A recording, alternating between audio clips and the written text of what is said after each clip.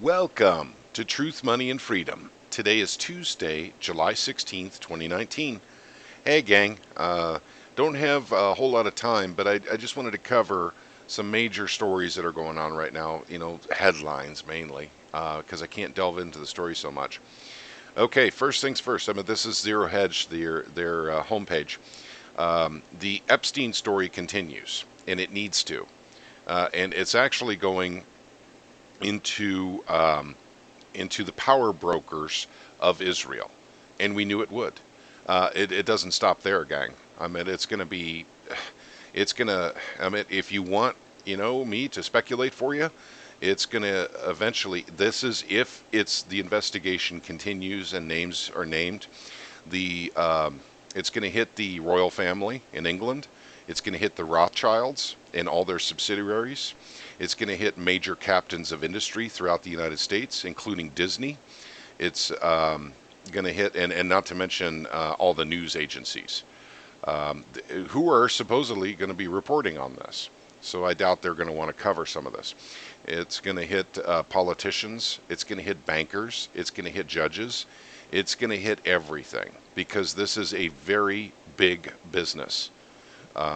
Child sex slavery is a massive business, somewhere between 100 and 200 billion dollars a year, and it's an underground thing, but it's an open secret. Everyone has known about this for a long, long time, and the churches get hit with regularity. The Catholic Church, has been hit with this. They know they've had a pedophilia problem for a long time, but it's not just the Catholic Church; other churches too. This has hit Jewish Orthodox churches. This has hit Protestant churches. This has hit the Church of England over time. It's hit all of them. But this man here was part of the institution, not just a client. Along with the Clintons, Epstein is part of the institution that actually set up how the network works now. So this needs to continue being exposed, and we need to take them down no matter what it takes. What I say, whatever it takes, that means it's probably going to destroy governments. And for those of you who say, oh, we have to keep the governments, not if they're, protecting people molesting kids or molesting kids themselves. No, we don't. We get rid of them. We put them in jail for the rest of their lives, or in some cases worse. We shouldn't put up with that as a culture. We shouldn't put up with that as a planet. My God, if there is anything, any culture around the world, no matter how different they are from others, should agree with, is that we shouldn't institutionalize pedophilia. Come on, this is common sense here. Well, I don't want to go so much into the Bible, but I have a sneaking suspicion Jesus would be very displeased, with this pedophile network and all the people involved in it. That's just, my personal opinion. But at any rate, it is ongoing, and I really, truly hope that this is not a thing where it's going to stop before it hits the upper echelons, like the royal family, the Rothschilds. The Catholic Church, it's there. We know that, and they've been hit for it before. Hopefully we can get the rest of it cleaned out. But I did want to touch on a few other things, gang, and I'll get into one story here in a little bit here, but I'm just doing headlines right now. But there's a lot of headlines here about recession. And this is something, I don't know if you'll find it in the mainstream media, but there's a lot of stories showing the indicators, and the indicators are looking grim. They're not looking so good. We're talking about everything from the Baltic Dry Index, Cass Freight Index. We're talking about corporation earnings. And companies are getting in trouble for all kinds of other illegal, nefarious activities. J.P. Morgan has been, basically caught trafficking $1.2 billion worth of cocaine. That's a big story too, and that is not a joke. That is actually real, and I think they're involved in human trafficking as well. Guys, I'm telling you, this human trafficking and drug trafficking, the CIA is deeply involved in both of these activities. Governments are involved in these activities. That's how deep this thing goes. Shoot, you litter on the street and you get a fine. You know, you get caught drinking and driving, you go to jail. But if you traffic $1.2 billion worth of cocaine and you're a bank, they just slap you on the wrist. I mean, obviously that's not for personal use. That's meant for, distribution. I suspect that J.P. Morgan is bringing in that much cocaine to supply their stock traders. Um, but I digress. Okay, but the main reason I wanted to talk about this stuff is to let you know that the economy is definitely slowing down in the United States, but it is all over the world simultaneously. So we're all going down together, and that begs the question: is that why Trump wants to devalue the dollar? And I suspect that's part of the reason. He says the reason why he wants to play the currency manipulation game. And by the way, when he says that, he's talking about devaluations. In other words, printing more money, making money worth less in your own country. So is Trump saying, hey, our exports are going to look a whole lot better if we start playing this currency manipulation game that Europe does, that China does, that Russia does, that Mexico does, that Brazil does? Then we're going to be able to do more exports. Well, that may be true. I don't want to say it's true. It may be true. But I'll tell you the side effect of that. There's a massive side effect that Trump isn't saying. And that's goods inside the United States, for us who live here, will get more expensive. And I doubt that our wages and salaries will go up to match that. So basically, you're talking about the end of your expendable income, and then ultimately, not enough money to live on. And that's the kind of thing we're talking about here when they talk about devaluing the dollar. There's only been one official devaluation of the dollar as far as I can remember, knowing my financial history. And that would be in 1934 when the dollar was devalued against gold. So gold suddenly became worth almost twice as much as it was before the devaluation. And that's it. That's all that I can tell you as far as an official devaluation goes, where our dollar is being devalued every day, almost every minute, by the constant printing of money. Whether it be digits on a computer screen or physical cash, it doesn't matter. It has the same effect. So when you have more cash in a society, you have more money. I'm sorry, I shouldn't say money. You have more currency chasing the same amount of goods. So the price of those goods go up. That's the way it works. So, okay, let's move on. I want to talk about the markets a little bit. So let me do a refresh here. 2.12% on the 10-year. Once again, these numbers are just, they're green. That's all I care about. They're green. Well, this one keeps switching from green to red in the Nasdaq. But so it is. Basically stocks going up, stocks going down, but no major movements in the market today. 10-year yield is definitely going up 2.13%. And that's the current yield for the 10-year.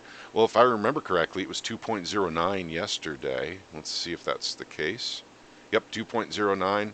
Now it's saying 2.13. So basically the yield has gone up 4 basis points. So we see the bonds actually selling off.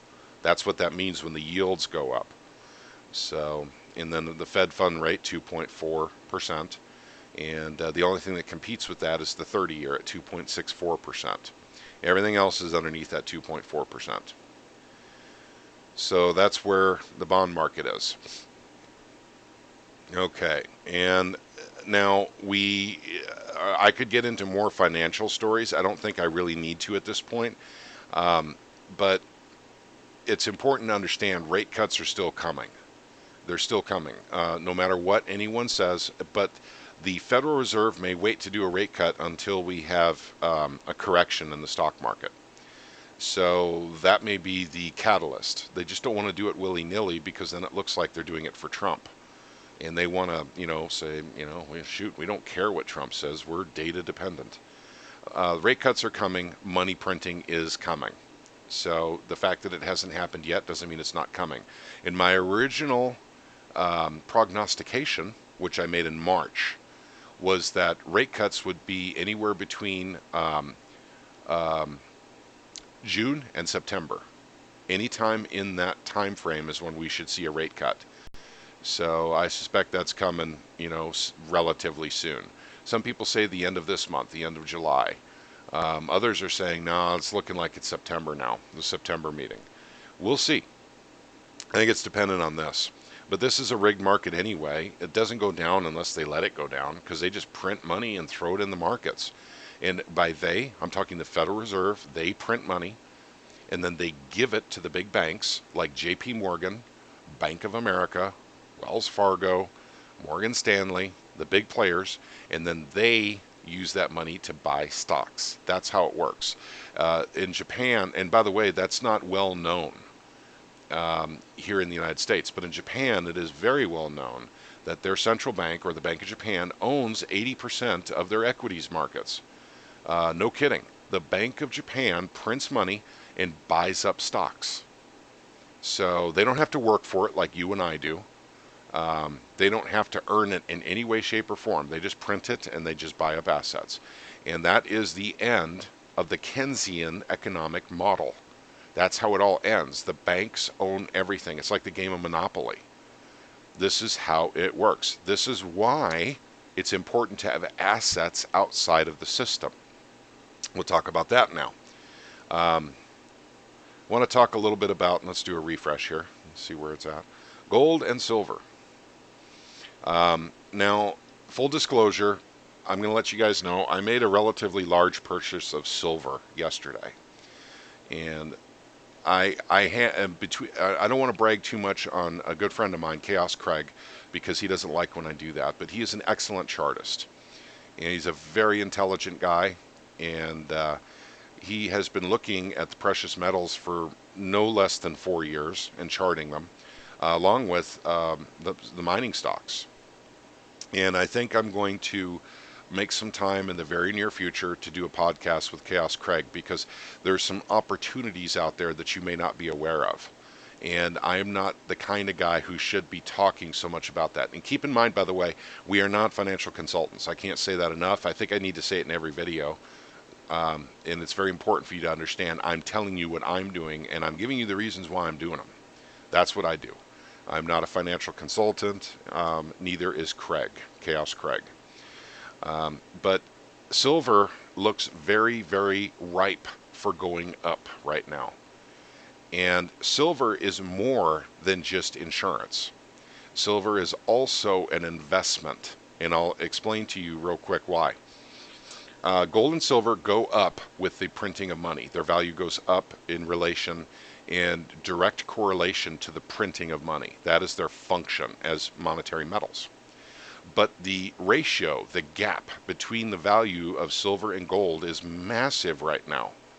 So it historically has been much, much closer to 15. Well, it's currently about 92. Maybe it's about 91 right now, 90.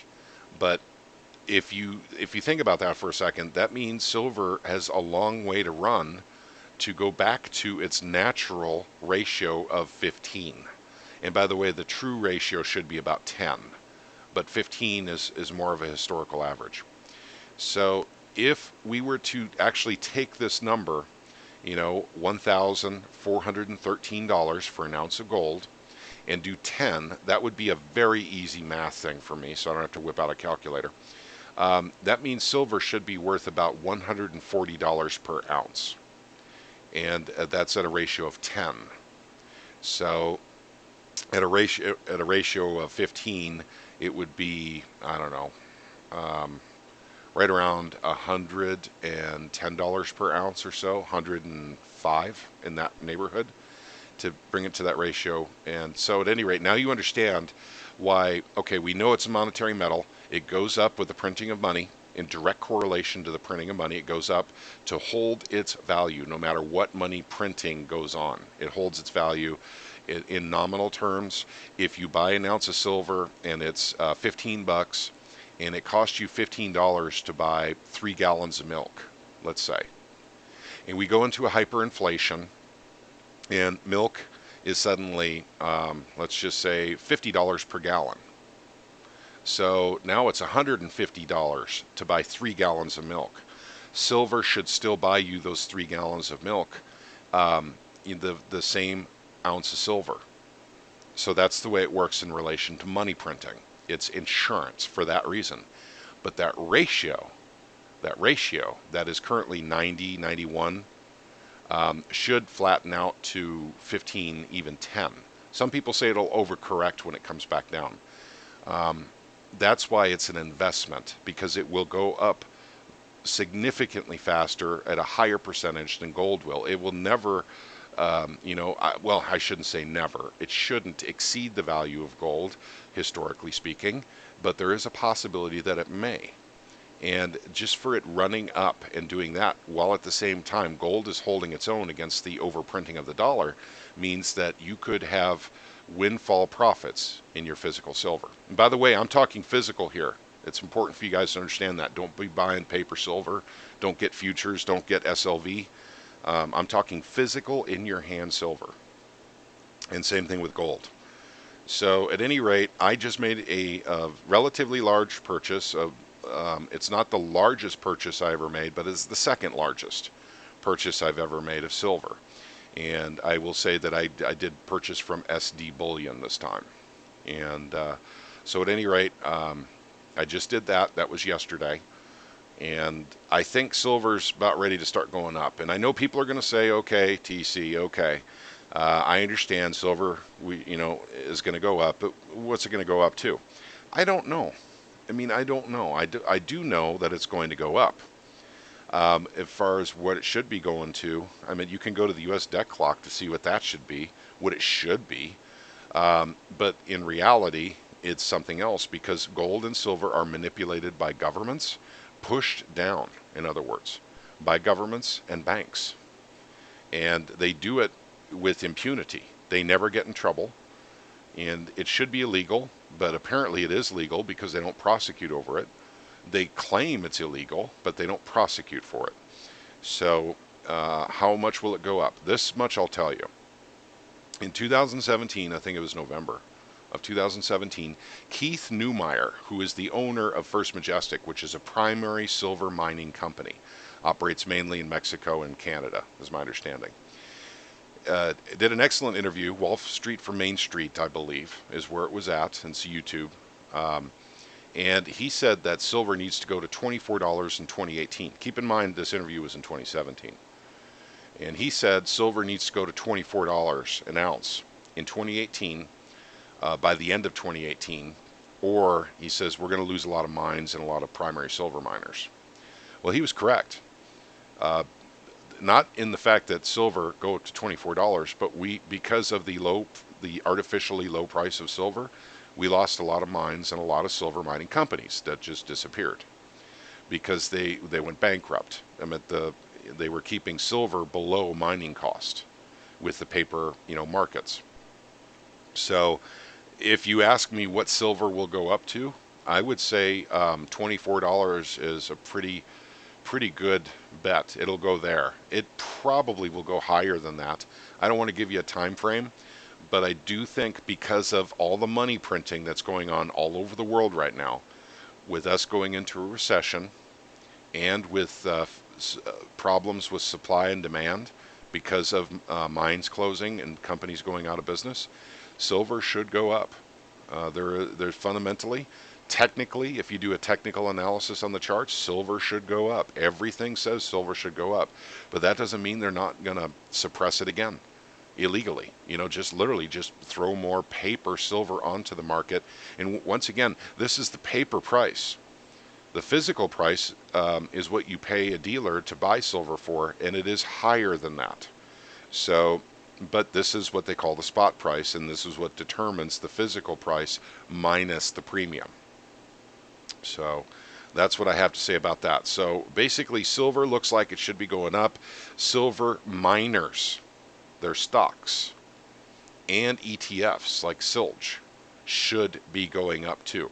And that's what I want to bring Craig on to talk about. So I'll see if I can secure some of his time, even if it's only 10 minutes.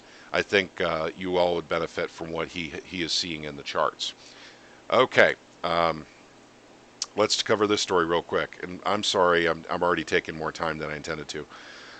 As Wall Street celebrates soaring stocks, companies are literally shutting down all over America. This is part of the duality, the matrix, if you will, where uh, everything, is relative, right? Well, why is it stocks are going up, but businesses are going out, literally going out of business?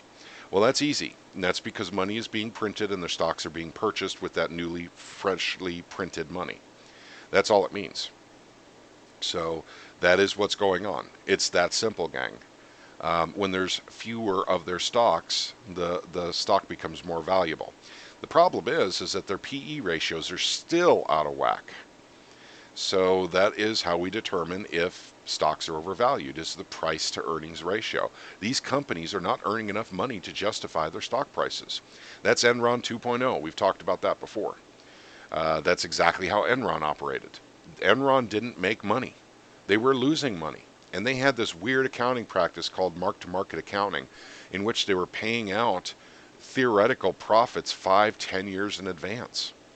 Uh, so they were just, literally, I mean, forgive me for saying this, they were just dry humping their investors all over the place. I mean, they kept saying their stock, was incredibly valuable because they had all these wonderful huge operations going on. They had all kinds of secret projects that they didn't want to give details on. I mean, remember when they were, oh my gosh, there were so many things they were going to do.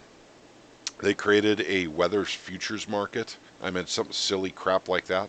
They created selling your bandwidth market, or they were trying to, didn't work out. They tried to create a movie on demand market that didn't work out. Lots of projects that they created that they paid huge bonuses on because people who had these ideas, quote unquote, had the intellectual rights to all the profits from it. Well, that's kind of what's going on in the stock market now. Basically all that matters is the price of the stock. Earnings don't matter. They don't matter. Um, I don't know what else to say. I mean, and it doesn't mean the stock market's going to crash because of this too. Because if they continue printing money and throwing it in the stock market will keep lifting up like that hot air balloon. But it can only go so high. But it wouldn't surprise me if the Dow went up to 40,000 before it crashed, because that's what happens when you just keep printing money and throwing it in the market. Stocks go up. So we see all kind. And by the way, store closings this year, 2019, is the biggest year on record for store closings, with almost 8,000 store closures nationwide in the United States. Yet you don't hear about this in the mainstream. I mean, you see it in your town. You have to see. I'm seeing it in Springfield, Missouri. So it's happening everywhere. It's not just in Springfield. But the stock market keeps going up. And the talking heads on mainstream keep telling us the economy is freaking awesome. That's not true. It's simply not true. They're lying. They're trying to convince people everything's okay. What is the reason? What is the motive? Actually, in my mind, it's very simple. It's to keep you in debt and keep you spending money until the system falls. So that basically all that money that was generated by your credit card, by your bank loans, all all that money that was created automatically goes to the top one percenters. You're left holding the bag with all the debt. They get their debt wiped out in a debt jubilee, but your debt remains. So you become a debt slave. And in fact, during the Great Depression, they had debtor prisons. Um, so having debt, and I know that there's people like Robert Kiyosaki out there saying debt is your friend. That they're the only uneducated, stupid people are saying debt is bad. What I'm saying, okay, and I'm not disagreeing with Robert Kiyosaki because he's talking on a business level. I'm talking about your personal level. So I'm not talking about you taking out a loan, for a business. That's different.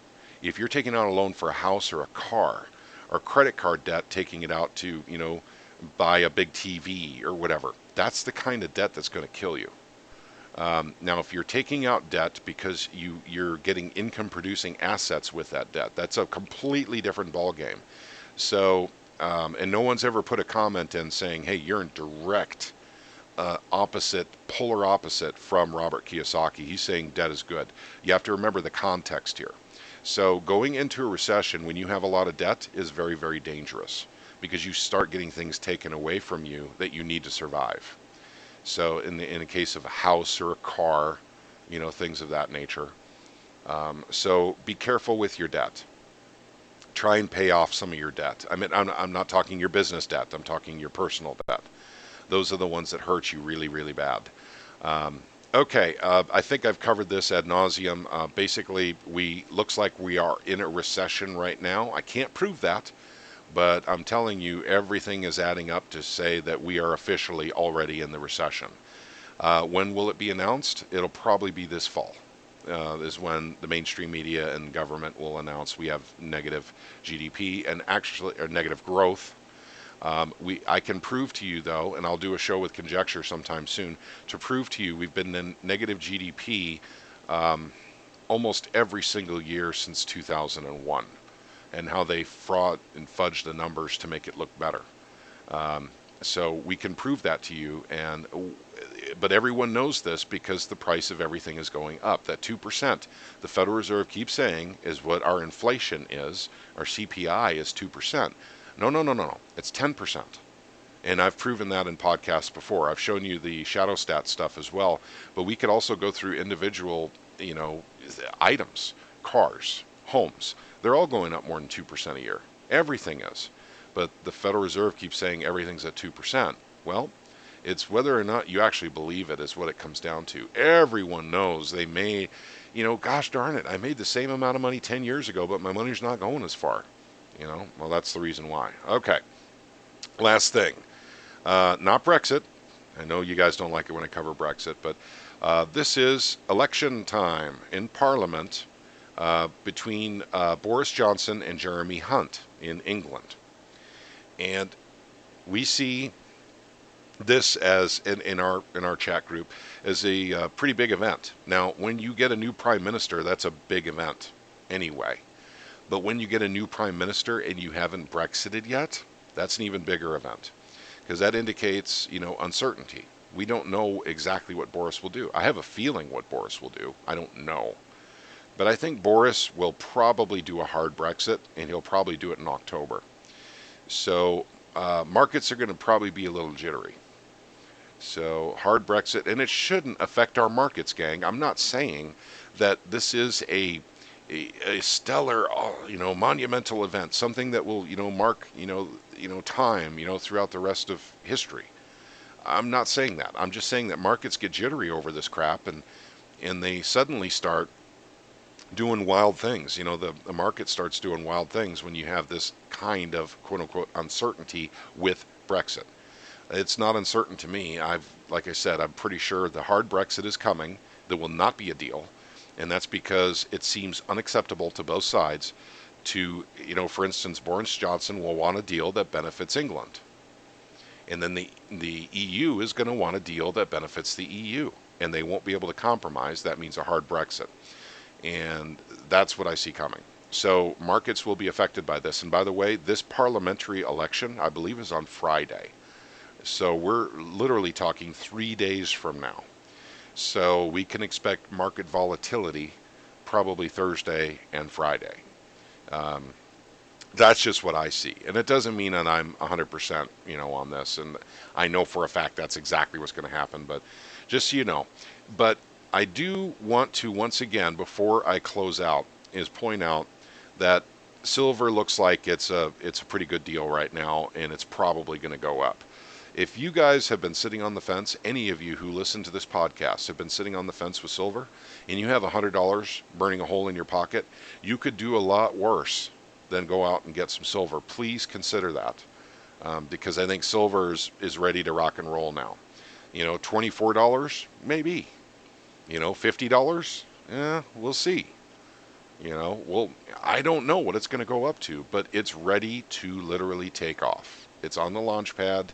All the engines have ignited, and it's about ready to take off. That's what it looks like for technical analysis. And for fundamentals, that's what it looks like as well. But can they smash it down? Oh, yes. Yes, they can, and they've done it before. So, but I did purchase some silver yesterday, and so we'll see where it goes. Okay, gang, I think that pretty much covers everything here. Well, everything that I have time for. I will try and get some more podcasts out very soon. There's a lot going on, gang. If you're not watching the news, you're missing out on just a lot of very, very interesting things that tie together, for truth, money, and freedom out there. And I will try my very best to get out some more podcasts. I'm sorry, I've been a very busy time right now with work, and that'll go on for at least one more month, maybe 6 weeks, and then it should level off just a little bit after that. Okay, thank you for liking us. Thank you for commenting on our videos. Thank you for sharing our videos. We love each and every one of you. And remember, we wouldn't be here if you guys weren't watching. So we appreciate you guys just stopping by and seeing what we have to put in our channel. God bless you all.